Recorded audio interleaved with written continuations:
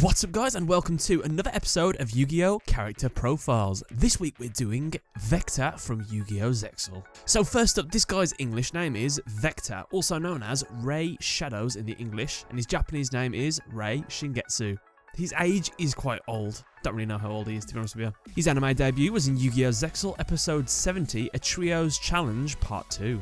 And here is a result of all his wins and losses. So as you can see, he's had 6 losses and 2 wins, which gives him a total of 12 duel points in my scoreboard. So, not really the best score, is it? Quick gist on the character. Vector is an emperor from the Baryon world. He manipulated Dr. Faker and Vectrix to fulfill his own ambition of destroying Astral World. After his first defeat at the hands of Yuma Tsukumo, Reginald Castle and Kite Tenjo, he orchestrated a new scheme by taking on a human form on Earth and calling himself Ray Shadows. This was to orchestrate the downfall of the Zexal wielders.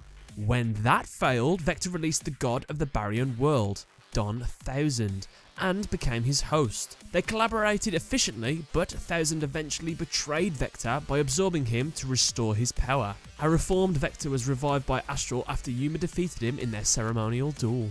His actions established him as one of the central antagonists of the series, having been the prime instigator of most of the events in the series, through his manipulation of Dr. Faker and Vectrix. So his name can mean a few things. Ray means 0, which can relate to his alter ego's Umbral Horror deck, as it revolves around mostly 0 attack point monsters. His last name literally means true moon. The word Shingetsu can also come from the word shining or enlightenment, referring to the type of deck he uses in his duels.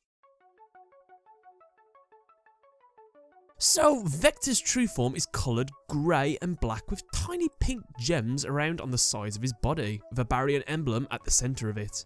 He has purple eyes with black outlines and spiked grey hair with bangs. He wears a dark grey short sarong decorated with pink gems around the waist and possesses a pair of black demonic wings, which also adorn the pink gems on them. While in his energy form, Vector resembles a red-winged version of Astral. As a human, he has a fair skin and his hair is coloured orange. Under the guise of Ray Shadows, he wears the first-year male uniform of Heartland Academy.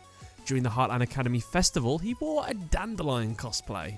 And he also has a very unique dual gazer, larger than a normal dual gazer, with a large red lens and a black headgear that wraps around his head. Though he was revealed to have been a kind and benevolent ruler before his corruption, in the present, Vector is manipulative, unpredictable, and utterly insane, whose sole motive for gathering the numbers is to destroy the astral world and the human world. Vector has also been shown to be extremely cunning, with a tendency to make convoluted yet very effective plans. He made use of various pawns like the Tenjo and Vectrix family, manipulating both parties into collecting the numbers for him to get them faster. It was revealed, however, that the majority of his persona was due to Don 1000's manipulation of his memories, and that he truly detested the concept of war and cared for his people. He got very upset at Don 1000 for this and yelled in agony. However, despite knowing what Don 1000 did, Vector ultimately tossed it aside, continued to mock Nash, and expressed a false remorse. When he saw how far Yuma went to rescue him after he tried to take Yuma with him, as he was about to be absorbed by Don 1000, Vector had a change of heart, deciding to sacrifice himself while sincerely saying Yuma-kun one last time to Yuma. Following his revival, he is shown to be on good terms with the other emperors. So, centuries ago, Vector was born the human son of a ruthless warrior king. Shortly after his birth, the infant Vector received number 65 the Jin Buster, which fell into his crib from the sky.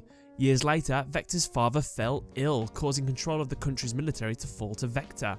Not wishing to fight, he proposed a peace treaty. This enraged his father, as he believed that those kingdoms were close to becoming his control. In a rage, he attacked his son with his own sword, but Vector's mother sacrificed herself to save him. After his mother died, his father also died as well from his illness.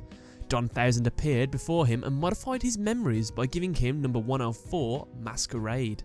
Vector then remembered this event as he himself having killed his parents. 1000's actions corrupted Vector, causing him grief over his parents' death, resulting in him becoming just like his father. So as Ray, Vector plays a Shining deck which focuses on low level and low attack monsters with effects that inflict effect damage in combination with monster destruction. He hides his true dueling prowess from his opponents at first and surprises them with his traps and various strategic maneuvers later on. He's also willing to take losses to maintain his clumsy public persona. So Vector uses an Umbral Horror deck focused on rank 2 and 4 Xyz monsters. He utilises cards such as Umbral Horror Ghoul and Umbral Horror Ghost to access his numbers quickly, whilst also using Umbral Horror Will or the Wisp to modulate levels between them. Vector uses several different strategies throughout his duels. In his first duel against Yuma, he combines Magical Tomb with number 66 Master Key Beetle to lock down his opponent. During his next duel against Yuma, he focuses on milling his opponent's deck through cards such as number 104 Masquerade and Vain Betrayer. At the same time, the preset field spell card, Sargasso the Different Dimension Battlefield and Sargasso Lighthouse, ensure his opponent suffers large amounts of effect damage while he remains unscathed. After becoming the host of Don 1000, Vector shifts his strategy to rank 2 Xyz monsters such as number 43 Manipulator of Souls, which he uses alongside Don 1000's Throne to constantly inflict damage to the opponent while he remains unscathed. This makes it so his opponent must perform a one-turn kill to defeat him. He also has number C43, High Manipulator of Chaos, as a contingency if the strategy fails. Finally, during his duel with Nash, Vector heavily focuses on number C monsters, using cards such as Chaos Caller and Rank Up Magic, Admiration of the Thousands, giving him easy access to them. And finally, in the past, Vector used a Gorgonic deck focused on deck destruction. Via the rules of the Shadow game, this directly affected Nash's soldiers. And with that, guys, that is another episode of Yu-Gi-Oh! Character Profiles done. Don't forget to leave a like, favourite and subscribe, and thank you very much for watching.